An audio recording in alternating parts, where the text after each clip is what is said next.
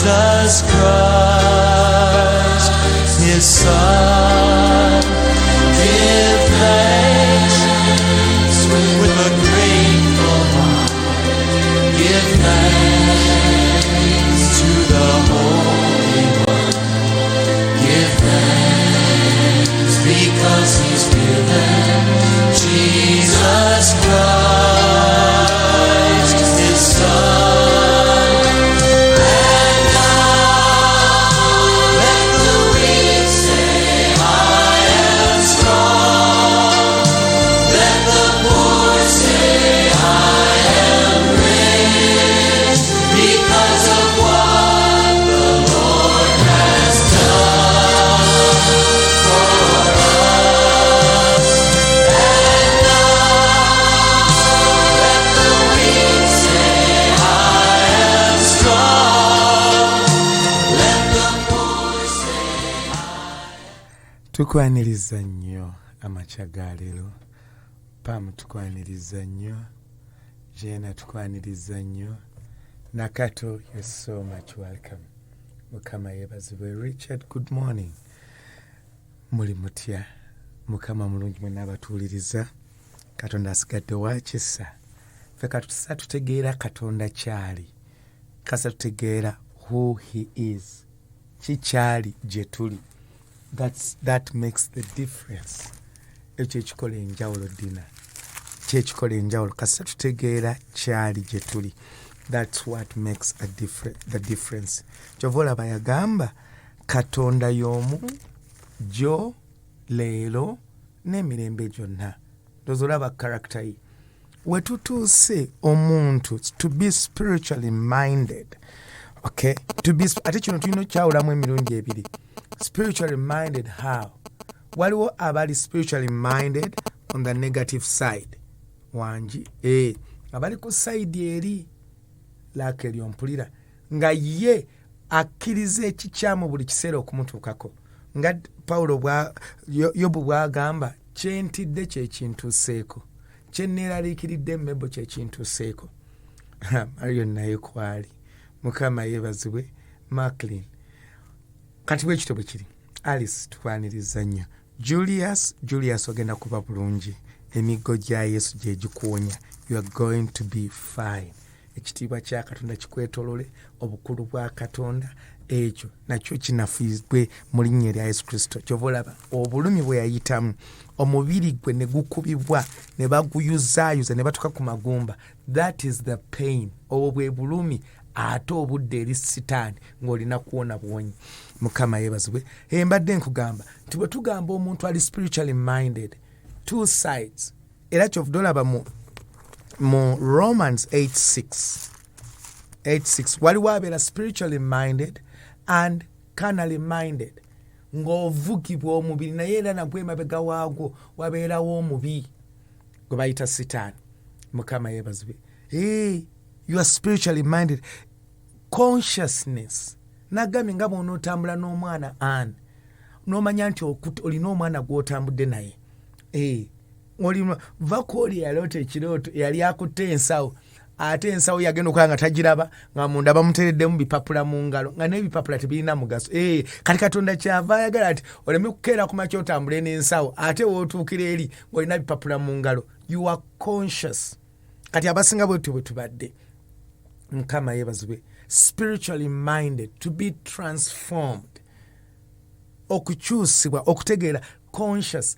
Kiki kye nina okukola, kiki kye nina okwogera, kituufu ndoose ekirooto ekibi naye nkole ntya, kituufu omuyaga guzze gye ndi naye how am I supposed to respond? Nabagamba Deuteronomy yeetugamba nti nno londako obulamu n'okufa, omukisa n'ekikolimo. Choose life and death. Londako kimu. Blessing and a curse. Kati tetubironda bulonzi nti ekyo kyenjagala, but you must be conscious. Olina okubeera nga otegedde kyolonze kifaanana kitya. Mukama yeebazibwe. Kifaanana kitya. Tumanye obulungi bwakyo, tutegeere obulungi bwakyo. Mukama yeebazibwe. Hey, kyovula nti ye bayibuli yetugamba mu Romans Abaruumi 1:6 yetugamba bulungi 16 kubanga enjiri tenkwasa nsonyi kubanga ge maanyi ga Katonda olw'okulokoka eri buli akkiriza okusookera ddala ku Muyudaaya eri Omuyonaani kubanga muyo olaba bw'ategedde she understands Pawulo ategera nti muyo mu njiri eno kino na kino kibeerawo Saara obulokole bw'otambuliramu kino na kino kirina okubeerawo Nora tetugenda bugenzi nti olw'okuba kansabe nsiibe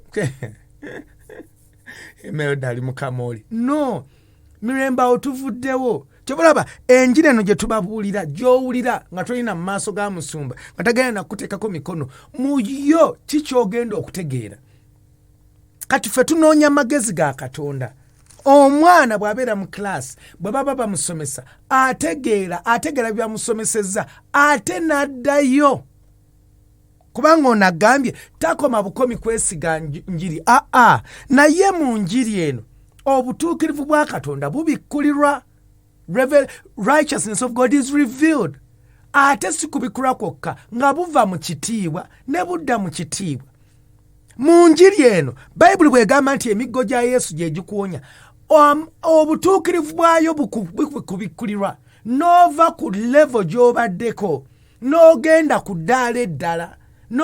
ku ddaala nga bayibuli bw'egamba omulabe bw'agolokoka omwoyo wa Mukama ateekawo eddaala spiritually minded kubanga omuntu ow'omwoyo nagambye eggulo kati otandika okwesiga eby'omwoyo Yesu bwe yali mu lyato omuyaga ne gujja walaba reaction ye walaba era ne babuuza musajja n'abakyono omulaba bwe yatuuka ku ntaana ya Lazaro olaba how he responded kati bino byonna Anet luli obadde bikutabula nogamba bannange Yesu era kyovula abantu tukoma ku kimu njagala amafuta ago no tetukoma bukomi awo tugenda ku ddaala ne tutegeera lwaki such a thing happens okitegeera era kyovula ngenza kunoonya amafuta it is not that is kano ogwo mubiri kubanga onoonya ky'otamanyi ku nsi kuno ky'ova olaba bw'oba oyagala ekintu kyonna ku nsi kuno okifuna mu ngeri yo ng'okozesezza omubiri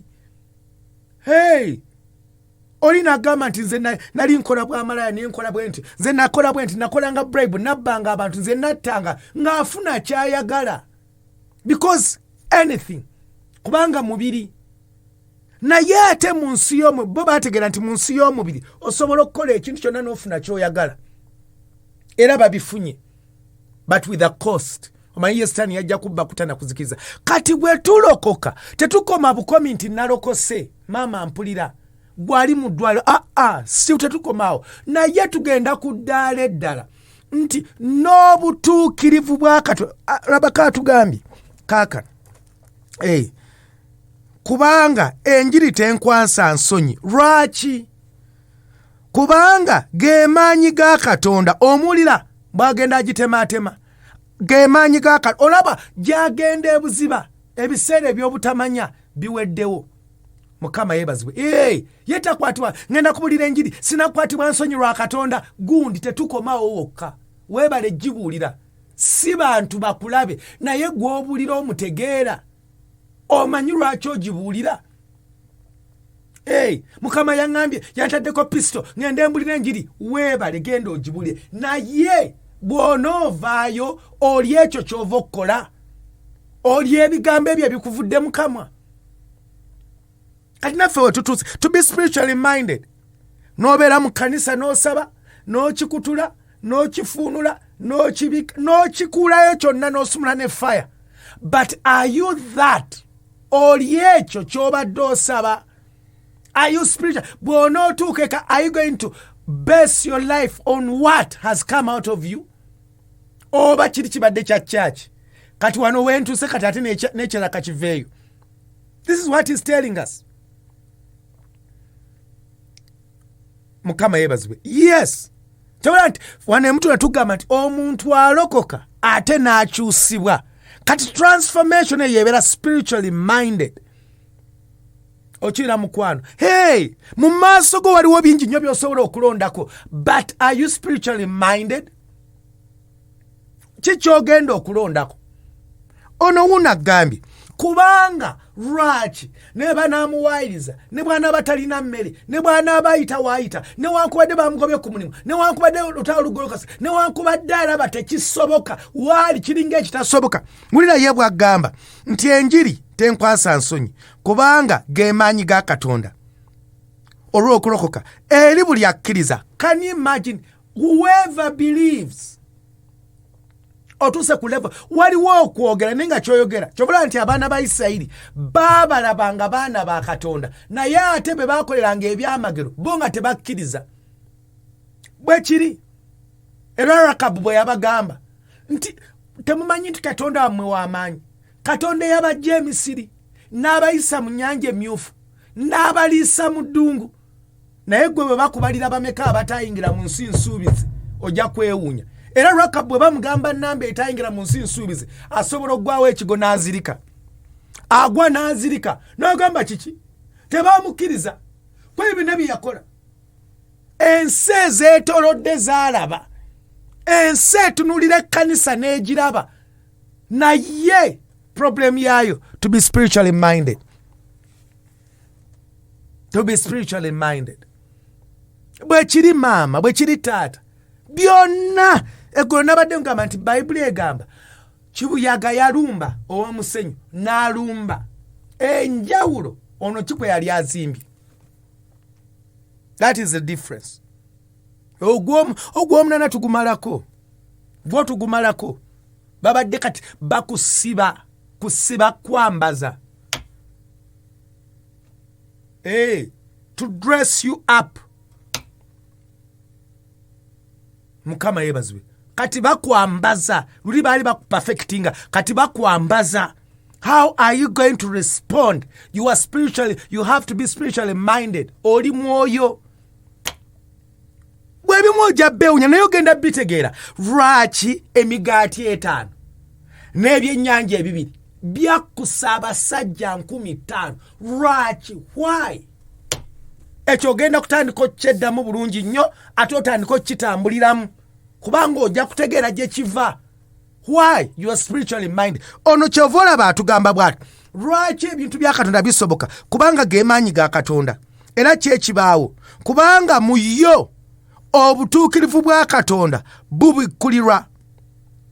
Lwaki omwana we agenda kuwona? Lwaki Yesu yawonyanga abalwadde? Lwaki ebisiikize byawonyanga abalema? Lwaki bino byonna byabeerangawo? Because balina kye baali bategedde. To be spiritually minded. Gwebuuze omusami eyali asamiddeko asobola okukubulira buli muzimu gwonna n'agukunnyonnyola kubanga yagendayo. Era Bayibuli kyeva egamba abagenda ebuziba bategeera ebya Katonda, balaba ebinene.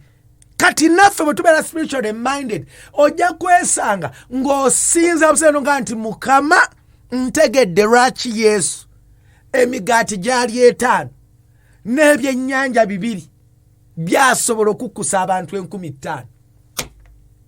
Ogamba olwaleero ntegedde lwaki Yesu buli we yagendanga yatambuzanga abalema, yawonya endwadde ezitasoboka ze bayita kansa, bye bayita ebizimba, gwe bayita asima, gwe bayita covid, lwaki Katonda yabiwonya?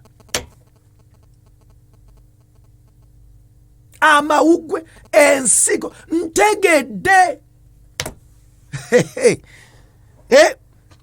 Ntegedde lwaki bwe nsaba nziribwamu, lwaki bwe nsiba mbeera nziddwamu, lwaki bwe njogera erinnya Yesu amaanyi agali emabega, lwaki buli kyenkola mu Katonda kirina entiisa na ogenda kubikkulirwa. Obadde olowooza oli wa 10 ekkanisa, obadde olowooza oli mutono. Hilda bwe kiri ogenda bino era kyovudde olaba kansolingi nnungi nnyo naye Katonda waliwo ekisawa wagamba nti Hilda njagala otuleko ko wansi nga bwe yagamba Mariamu njagala owulirize ebigambo bino birowoozeeko oli wa mwoyo naye gwe olowooza bagenda kunziba ne bw'oloota ekirooto ekibi sooka oddeyo gwe gy'ova spiritually minded naye bwe kibanga Kawuula yazze mu mazima gennyini ono tebaamuwangula olyoka otegere lwaki bamuwangula. Mukama yeebazibwe. Olyoka otegere why lwaki Yesu yawangulanga. Ulira bw'amagamba katumalize kano kagamba kati kubanga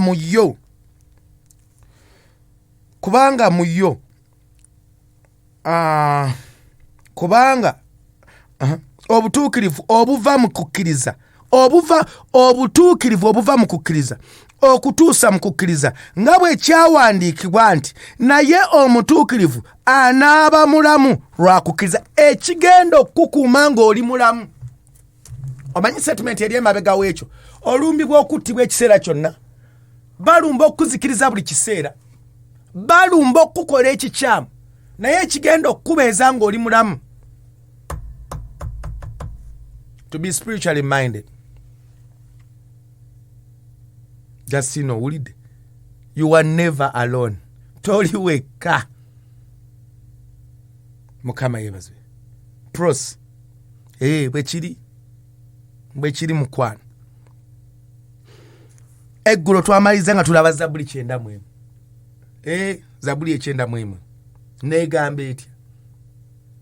Atuula mu kifo ekyoyo ali waggulu ennyo. Kansomewo sinagogera ene Zabbuli eno eringa Zabbuli 23 tomala gagizanyirako. Buli omu agyogera agimanyi naye tugitegedde.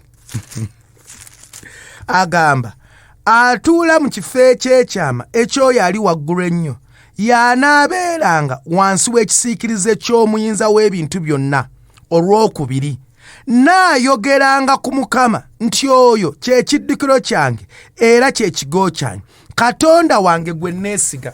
Eggulo nagambye nti bantu bangi nnyo bajja kubulira Zabbuli eno bajja kwogera ku Katonda naye bamumanyi.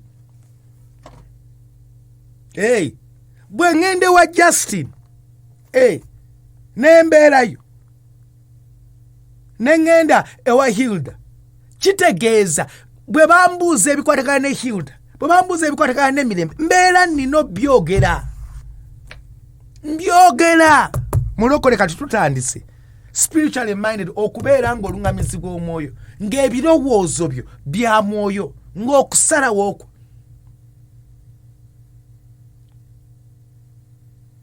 anaayogeranga ku Mukama. Kati olwabwe wakedde wayogedde ku Mukama.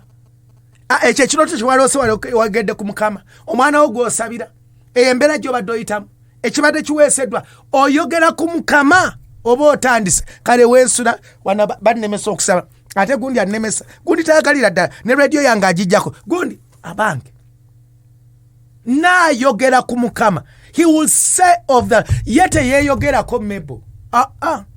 Anaayogera ku Mukama Marion. Anaayo mulwadde ki kati kyekino kyenkamba to be spiritually minded. Abatwala obwakabaka bwa Katonda babutwala nakuwaguza ab'amaanyi babutwala. Tugenda kukola tutya Marion, tugenda kukola tutya Julius, tugenda kukola tutya Joyce, Nakato tukoze tutya Mbulira, Brenda Brannon tukoze tutya, Sharifa, Halima, Rehema. Mukama ibe tukoze tutya Deborah tugenda kukola tutya kubanga byonna bigenda tulumba bigenda kujja gye tuli naye tukoze tutya.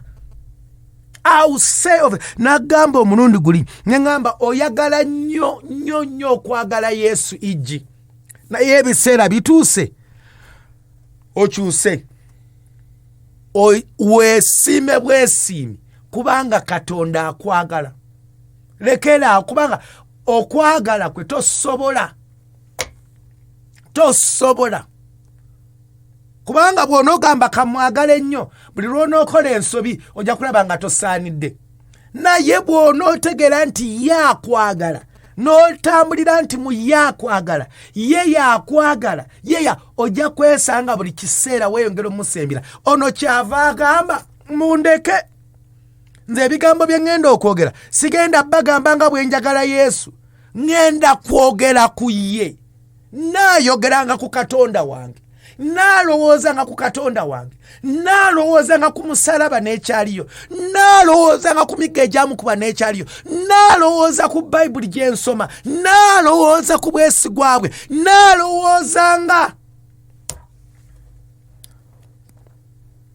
naayogeranga ku bwesigwa bwe naayogeranga ku mazima ge naayogeranga ku buwanguzi bw'enda bwe yawa abantu naayogeranga engeri gye yayagalamu Dawudi naayogeranga engeri gye yayagalamu Pawulo naayogeranga engeri gye yatambula ne Musa naayogeranga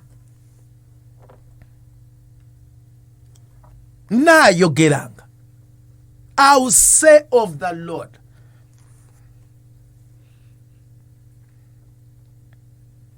Mukama yebazo kyovula nagambye bw'agenda mu Befeso 6:12-11 agamba n'ekyenkomerero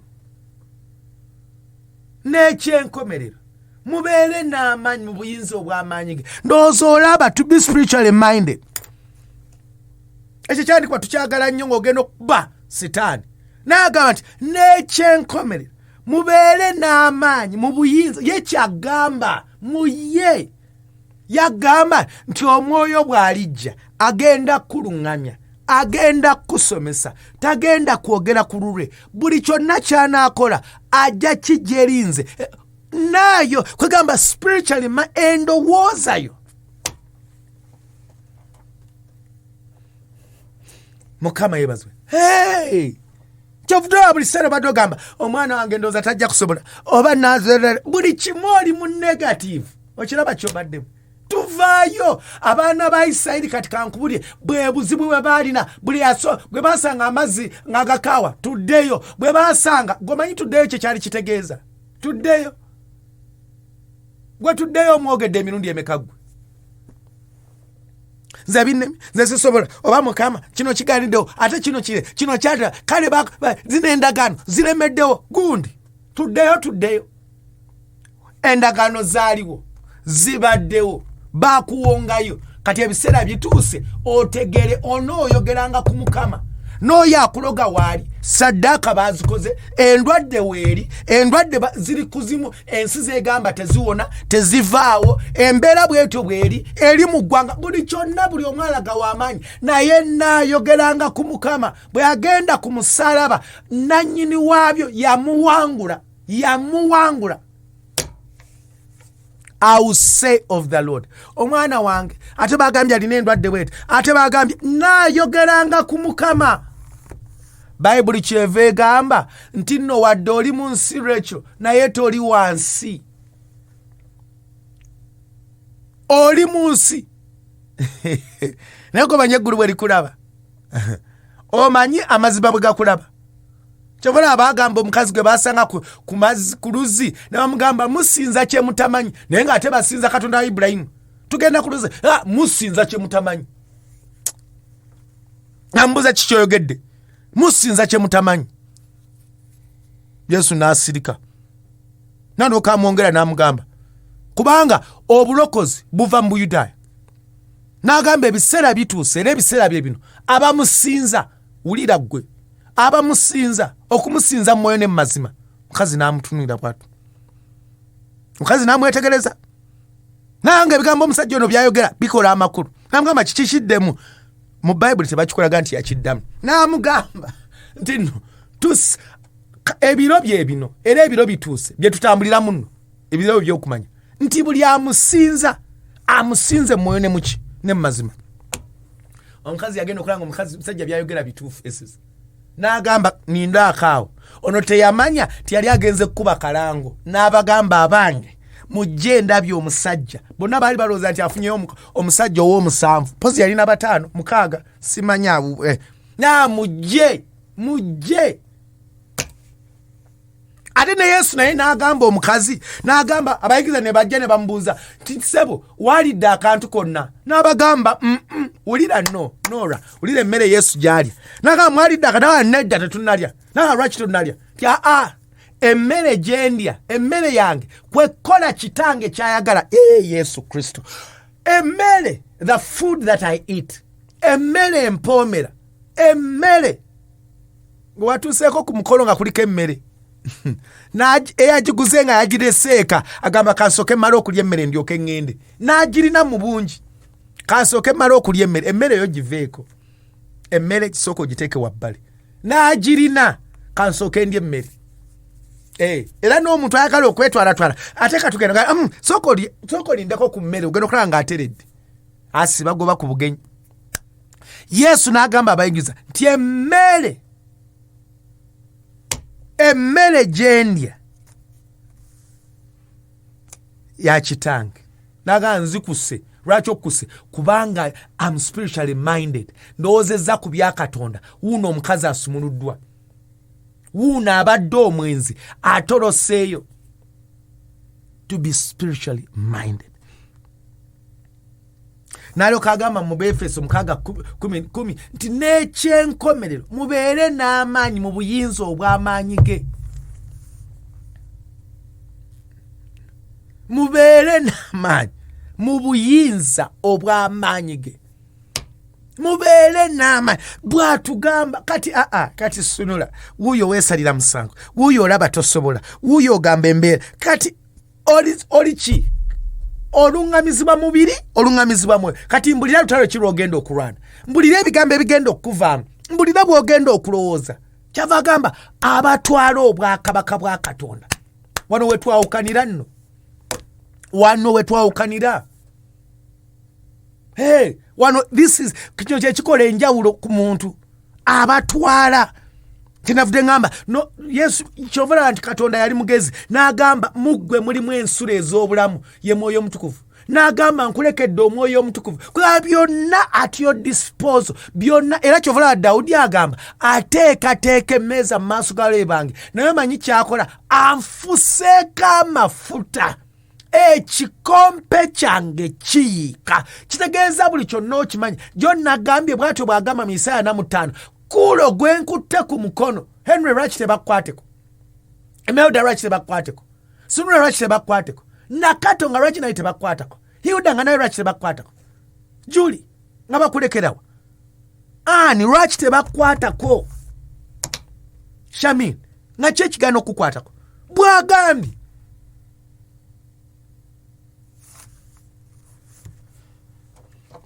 Mukama yeebazibwe katukomewo He's given Jesus Christ, His Son. Give thanks with a grateful heart. Give thanks to the Holy One. Give thanks because He's given Jesus Christ, His Son. And now let the weak say, I am strong. Let the poor emmere y'omwoyo gwo. Wuliriza program bw'omusaba awulira okuva ku bbalaza kuva ssaawa 10 ez'ekiro ku 98.7.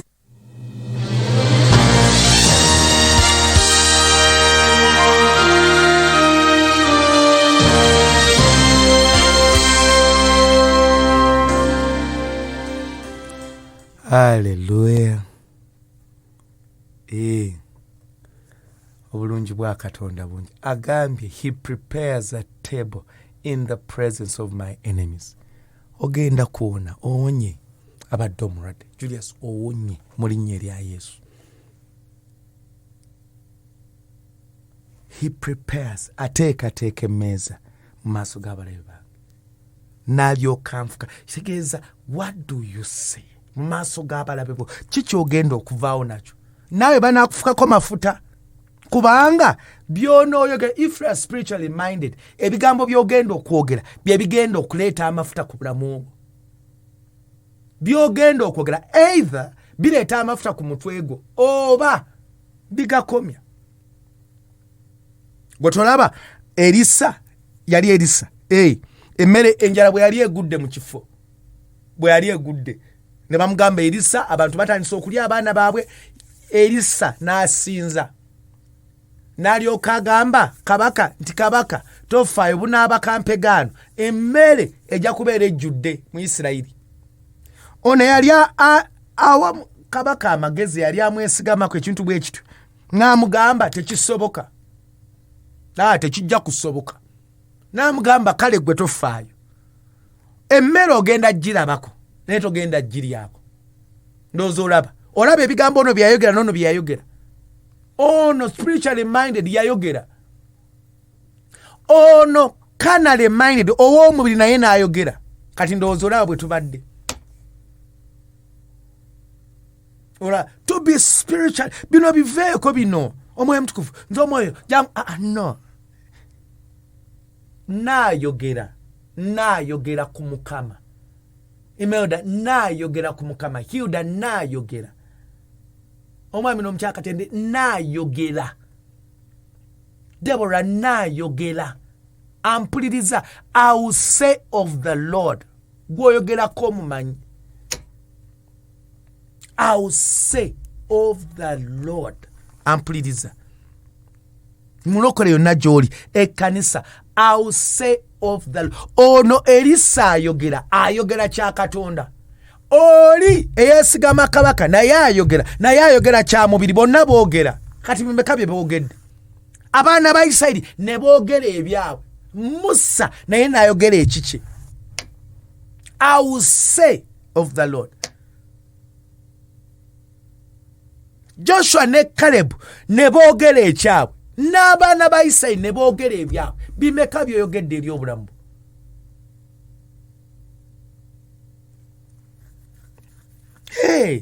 Family ze twazaalibwamu zira bwe zifaanana. Obusamize, obulogo, obuwonge, engeri gye twali tulowooza. Abamu mu family mwennyini be babaloga. Baganda babazadde bamwe be babaliko. Basenga baani bataata bamaama. Nammwe mwali mu bikola abalala. Olaba family ze tukuliramu. Olaba we tukolera. Olaba abantu be tukola nabo. Olaba be tutambula nabo. But enjawulo gy'ogenda okwera, I'll say njawulo ki gy'ogenda okwera? Yesu yatambula ne Yuda until the last minute. N'ekyo ekyamuyambanga. Abantu bateesa, plani ze balina nnyingi. Mukama yeebazibwe. Kyova olaba buli lwe twogera ku muntu okugoberera omubiri, omuntu byetera okulowooza okubeera ng'ali addicted ku bifaananyi eby'obuseegu. Bwe tulowooza okubeera nga wanjaga ebyo bye tukomako. Awo we tukoma gundi oyo akola bw'ati ebyebiseegu, anywa gundi, anywa omwenge, ali mu bwenzi, akola ki? Awo we tukoma. Yes, nabyo we biri. Naye waliwo level endala gye tugenda okutuukako omulokole gye tubadde tutamanyi. Nga weesiga amagezi go n'okutegeerako. You trust your understanding and wisdom. Era kyovudde olaba y'ensonga lwaki osaba bw'otyo. Dawudi agamba Mukama, obeere omutuukirivu ng'osala omusango. Kubanga nayonoona ggwe. I sinned against. Tegeeza Dawudi yeeteka mu position nti taata amagezi gange tegasaanidde n'okutegeera kwa tekusaanidde. Gw'obeere omutuukirivu. Naye Katonda wange bwe tutuuka okusaba tufulumya amagezi. Ate Mukama lwaki? Ate kati lwaki? Nsonga ki lwaki? Ate nga nasiibye n'ensiga n'okusiga ate namwadde n'ekimu eky'ekkumi nkiwa ne gundi. Ani gwogenda okwogera? Kugenda kwogera kwa Ivan eyawadde ekimu eky'ekkumi, eyasize ensiga, eyabulidde enjiri. Ani gwogenda okwogerako? Ani? Olaba ne Yokaana yennyini abayigiriza be badduka emisinde nga Yokaana omubatiza. Kiki oliko? Bakuliddewo dda. Ani yandiddewo? Ti Yesu ali eri abatiza abantu bajjudde bwe bati abatiza. N'amugamba Yokaana n'abaddamu n'agamba nedda. mukireke ekyo nze nzikakkane ye yeeyongere. Omuntu bw'alokoka n'awulira enjiri eno n'awulira n'eno n'awulira enjegereza tulina okutuka n'awulira kino ekiba kibe n'awulira kino ekikola ki naye n'atandika amagezi gake ekiba kibe olwaleero ekiba kibe gundi amagezi go n'okutegeerako baakuwa mwoyo mutukuvu baakuwa buli kyonna noja lwaki bakoze famire yo njamba ate bakoze bati ate lwaki gundi I will say of the Lord naayogera ku Mukama naalowoozanga ku Mukama wadde byonna mbikoze. Dawudi agamba ekibi kyange buli kiseera kiri mu maaso go. My sin is ever before you period. Talina excuse yonna gy'ateekawo. Onuŋŋamye Mukama ye musumange seetaagenga anuŋŋamya mu makubo ekyo kisa kinze kankubira ate mulokole tubadde n'ekizibu okola otya otandika otya Katonda bw'aba ye yakutonda asobola ekiseera kituuse lwitubadde tupapa tunoonya Katonda by'alina tukolera naye ebiseera bituuse tutandika okumutegeera gwe tuli naye awuse naayogera ku Mukama. Anita n'ogamba nti ono Yesu ajja kunjigiriza ajja kunnuŋŋamya. He will. He will lead me. Bw'onootandika omwesiga nti ekyo kyali naawe ojja kutandika omulaba bw'anaakuviirayo. Why? How? When? Anaakikola ddi?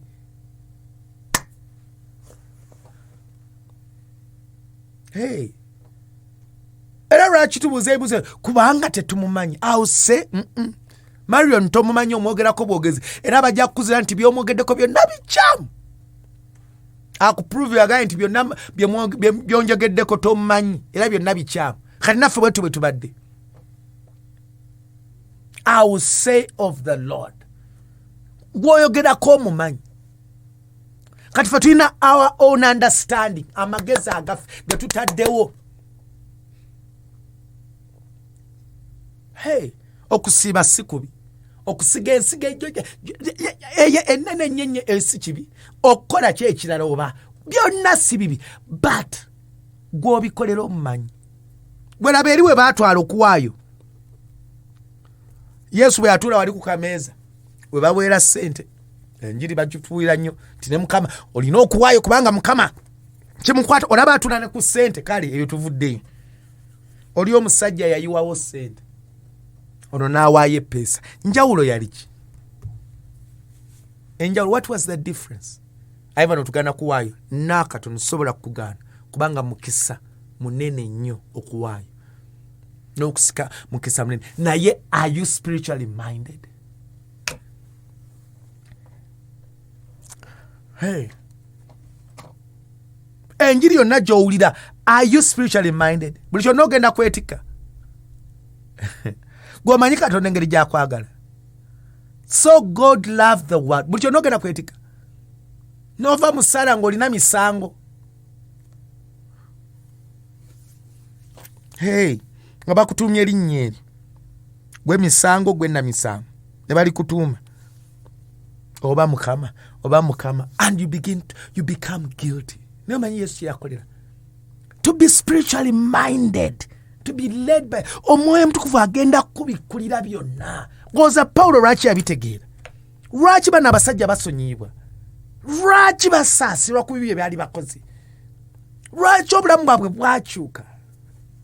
Lwaki omwoyo mutukuvu naye abenyumirizaamu? Lwaki? Kubanga ebigambo bye boogera they are conscious, bafaayo ku ky'omwoyo. Byonna kyovulaba nti amannya gaabwe galabika mu Bayibuli ne bye baayogera kubanga omwoyo mutukuvu yabitwala nga bya mwendo bya mwoyo. They are spiritual, bya mwoyo. Ebya Kalebu ne Yoswa bya mwoyo, ebya Musa bya mwoyo. Ne balyoka ate bakulaga ebyo abaana ba Isirayiri bwe boogera. Rakabu ayogera bya mwoyo, abagamba Katonda wammwe omunene.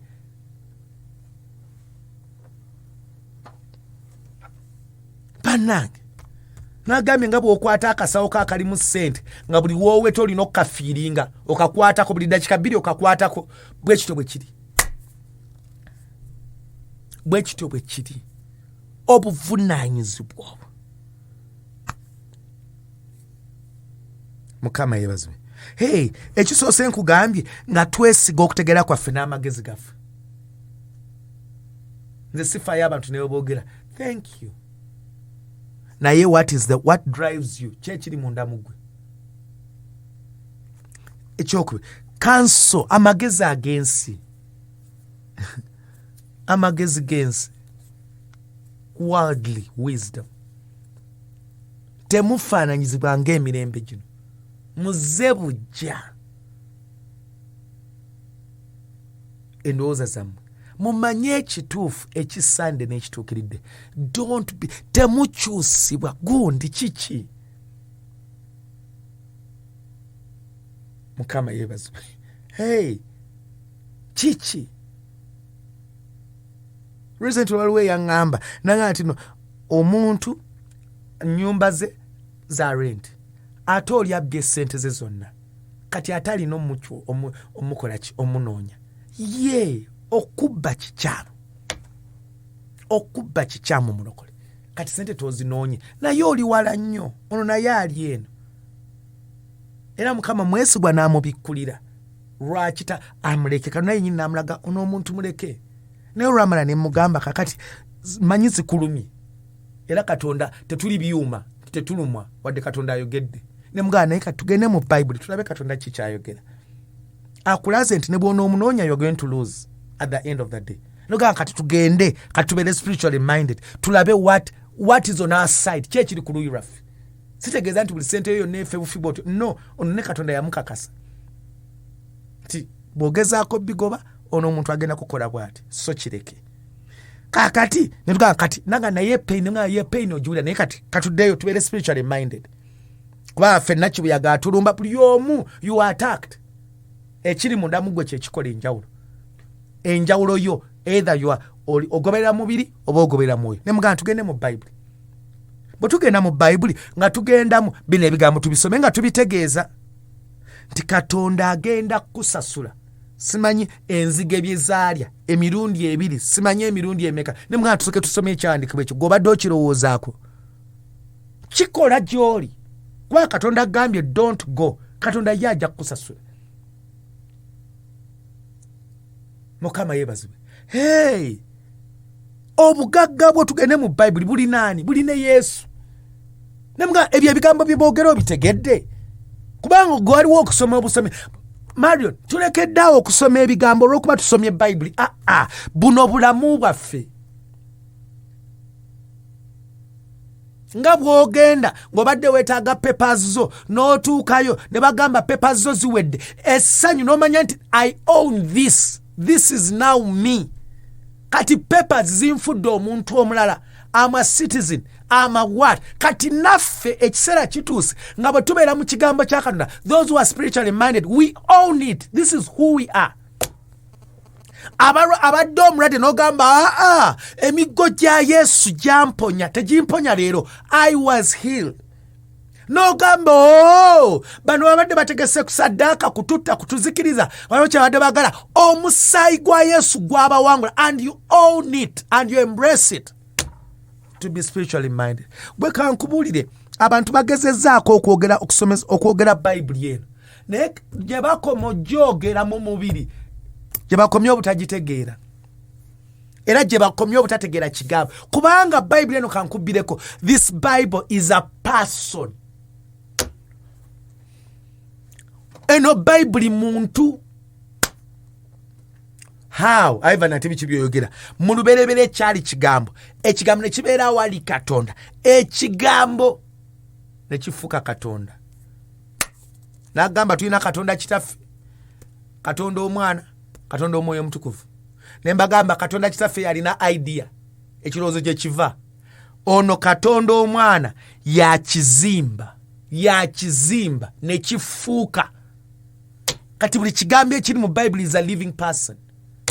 Kyavula Bible kyevegamba ekigambo kya Katonda kiramu era kikozi kyawula obusomyo n'amagumba.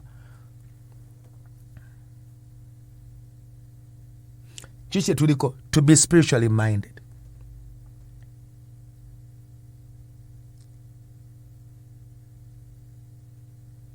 Kama yebazwe. Toyagala kuweebwa magezi. You don't want to be advised. Ne Katonda tolina magezi ge. Oyagala kusaba kasito siba dryizo, no saba no weewa n'ogenda ku lusozi n'osiga ensigo. That is it. Who tells you? Oza Katonda is to be bribed. Olw'okuba wasibye dry. Tobola bagamba nkyawa abatambuuza. Kale naye nyini yagamba. Yingide dry. Osize ensigo. Ogenze ku lusozi. Okay, byonna bikoze Mukama gundi. Twogera ku fellowship. Lwaki bakulekera omwoyo mutukufu? Lwaki ali muggwe? Ngozo genda bikola nga bw'okola mu mubiri. Genda oli omwe bribe akuyiseemu ekintu kigwe. N'ozitwala omwana wange ekintu ne kiyitamu. Kijja kuyitamu. Kijja kubeera kirungi. Naye mu maaso ye tekirina bulamu. Hallelujah. To be spiritually minded. To be spiritually minded. Kyovudola beri agamba mu Balumi 8:6 nti nno Balumi 8:6 Romans 8:6 agambye bwati 8:6 egambye bwati kubanga okulowooza kw'omubiri kwe kufa, that is it, naye okulowooza kw'omwoyo bwe bulamu n'emirembe. Agamba bwe bulamu n'emirembe. Okimanyi n'olowooza ne bagamba endwadde yakutta bwe bulamu n'emirembe ne gikwambala. Omanyi omuntu byayogera nga alina emirembe. Omanyi byatonda ebya Katonda. Omanyi obuyinza omuntu bw'abeera nabwo ng'alina emirembe mu mutima gwe. Bile ebintu ogenda bitegeera. Gina emirembe tika Mukama mpe emirembe. Gundi ogenda kutegeera kye bayita emirembe. Nekyokola ng'olina emirembe. Kubanga gw'obadde ogisaba busabi mpe emirembe. Nga naye bwe gijja gy'oli ate togikozesa. Oba ekyo kitegedde. Ye. N'osaba essimu. Nga yo ogimanyeko ekintu kimu olina kukubirako ssimu kyokka. Naye ng'osobola okukozesaako mobile money, ng'osobola okuteekako WhatsApp, osobola okuteekako Twitter, osobola okuteekako kyekirala, byogere wamma byonna osobola. Naye gwe ng'omanyiko ekintu eki. Ate nga ne airtime tomanyi muteekako. Nga tomanyi. Kati nalo nalaba bw'okaaba obwavu nga ssente ziri kuli. Laba okaaba omwavu nga gw'oyagala okwogera naye osobola okuteeka ku WhatsApp n'oyogera naye. Kwegamba byonna, kwegamba ebintu bwe bityo.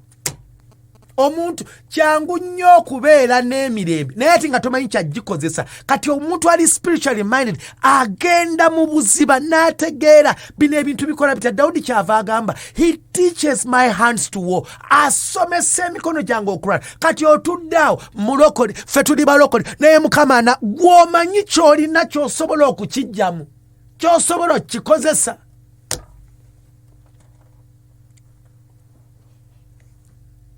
Nsumba Tomi yatwana obujulizi.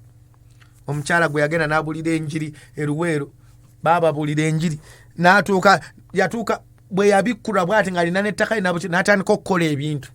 Bwe yaddayo n'ambuza bye by'okola babiyita ki? Nange sibimanyi. Naye ate abaana babigula nnyo ku ssomero. Kugamba yalina naye nga olina okutuuka ku ssenyi n'omanya nti emirembe gye nnina ate ngikozeseemu ki ku Bwakabaka.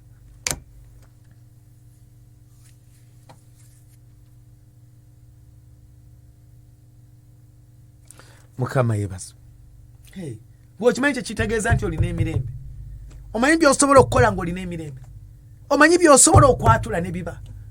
Omanyi by'osobola okukyusa ng'olina emirembe. Peace in your heart. Ago maanyi kibala kya mwoyo. Omanyi ky'osobola okukikozesa. Kyova olaba omuntu ali carnally minded agoberera omubiri. Ye taweebwa amagezi ye buli kyonna akimanyi. Amagezi atakozesa gansi, yegomba bwensika, yegomba byansi. Omaliza wegombye byansi wadde oli mulokole. tukole bwe tuti naffe tukoleyo kano n'olyoka olaba ekituuti n'olyoka olaba abayimbi n'olyoka olaba kwegamba ebintu byonna nga bwe bityo n'olyoka owulira rediyo n'olyoka owulira rediyo y'abalokole n'olyoka kwegamba byonna ng'ebintu biri bwe bityo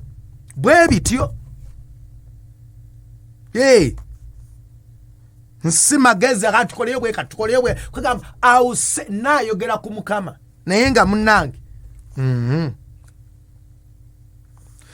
amagezi n'ogateekamu kirabo kyo ky'olina talenti yo mu busobozi bwo nze nsobola nze nja bagamba nja kuwoza nja kwogera nja kukola ki gundi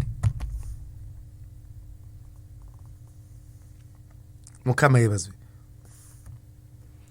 n'okozesa amagezi go obusobozi bwo ekirabo kyo naye ng'ate kikontana n'enjiri ey'obulamu carnally minded.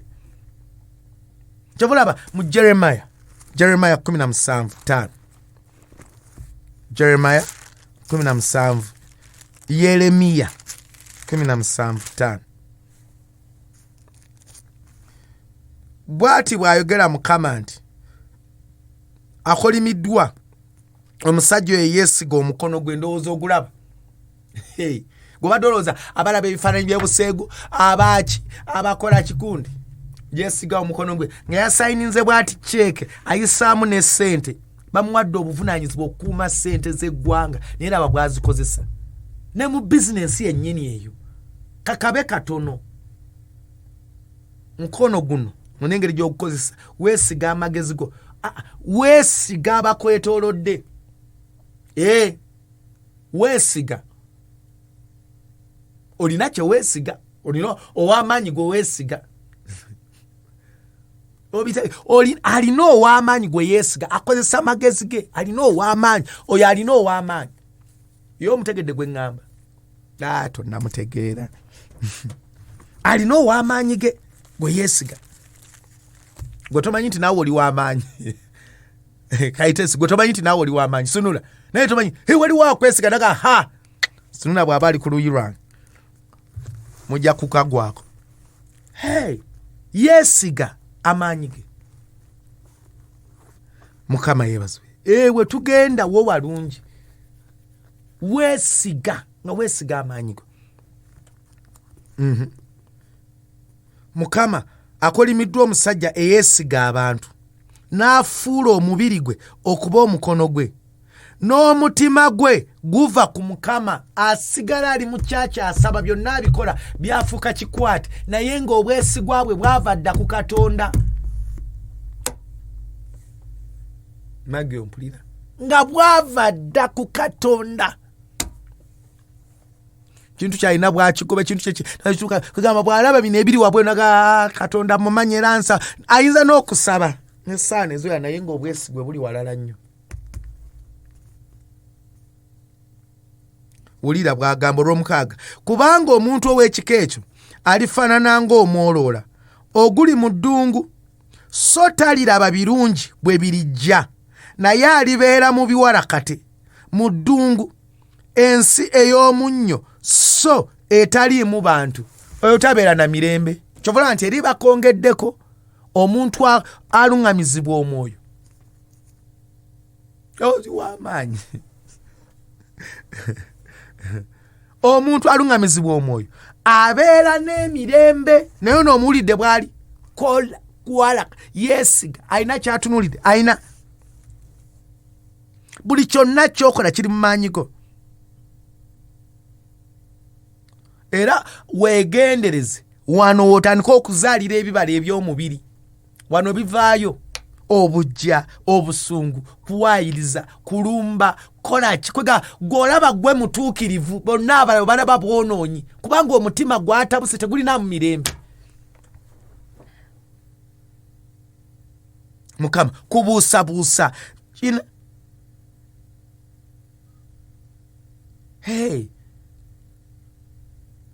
Bayibuli kyeva egamba mu Matayo 7 n'agamba judge not for you will not be judged. Tosala musango naye tojja kusalibwa anti olwo otabuse Angelo owulira tosa olwo otabuse kubanga okolera mu magezi go buli kyonna okirabira mu maaso go amagezi go ge gaawula n'alyoka agamba munoonye muliraba mukonkone muliggulirwawo ye agamba ati 5 mumeka Matayo 7 agamba munoonye muliraba nedda konkona munoonye muliraba Matayo aluwa 7 olunyiriri olw'omukaaga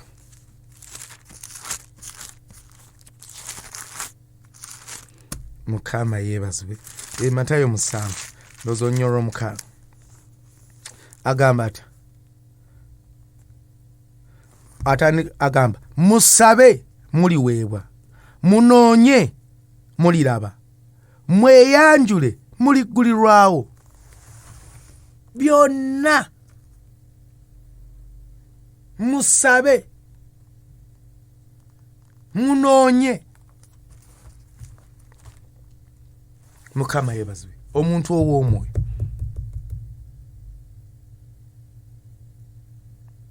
ow'omwoyo kyava atugamba ne mu Isaya 5:3 olunyiriri olw'omukaaga 5:3 olunyiriri olw'omukaaga Isaya 5:3 olunyiriri olw'omukaaga ulira bw'atugamba 5:3 olunyiriri olw'omukaaga alugamba atya olw'omukaaga ffe ffenna twawabanga endiga twakyamira buli muntu mu kkubo lye ye era Mukama atadde ku ye obutali butuukirivu bwaffe ffe ffenna twali tukoze eki tubuze kati komawo byobadde magezi go kuteesaako byonna ebibadde mu mutima gwo byobadde weesa byonna kati ogenda kukulemberwa mwoyo teeka emikono gy'omu kifuba gamba Yesu olunaku lwaleero ndokose nzikiriza n'omutima gwange era njatula n'akamwa kange nti ndokose jangu Mukama mu bulamu bwange kati gwe njagala oyimusa erinnya lya Katonda mugambe Mukama nsaasire olwayo nange nali mbuze ng'endiga naye nkomyewo kubanga weetikka obutali butuukirivu bwange weetikka amagezi gange weetikka mugambe buli kimu mugambe emirembe mbadde sigirina kati emirembe gikomyewo mu mutima gwange ate emirembe ngenda gikozesa ku lw'obulamu bwange ku kyembadde ntidde ku bye naloose bye babadde baŋŋambye endwadde embaddeko laba Katonda akusumula Julius laba ekisa kya Katonda kituuke gy'oli gwampuliriza gwe yonna gy'oli laba emirembe gya Katonda anaamukuuma mirembe oyo obwesigwa bwe nga buli mu Katonda tugenda mwesiga onooyogeranga ku Mukama onooyogera kubanga yeetika obutali butuukirivu bwo oyo yatusaasidde agenda tuyisaawo obuwanguzi ekitiibwa kye omukisa gwe n'obulungi bwe ogenda biraba kubanga mwesigwa mu linnya lya Yesu Kristo omwaka waffe agenda kubeera Isaya 5:3 olunyiriri olw'omukaaga Mukama akunkuumire weeraba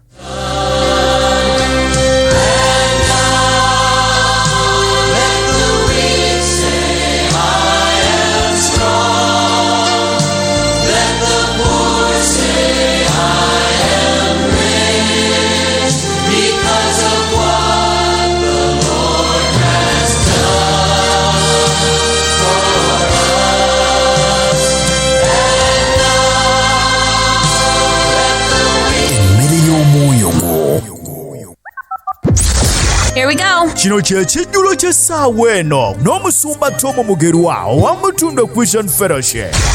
Watandisa miliyoni obadde ogenda mu maaso kati ogenda okulaba nga zifuuse 8, 7, 6, 5 abasinga okujja wano bajja wano nga bagweddereddemu ddala batuuse ku ttaka naye gwe nkubira kasoola banga ebintu bitandika kudda mabega sooka oggalewo edduuka jangu onoonye Mukama Katonda waliwo omusoto oguyingidde mu bizinensi yo bameka bafaana bwetu ng'otandise kudda emabega oli kadda nnyuma olwaleero delivalensi yo amazima gennyini olwaleero nno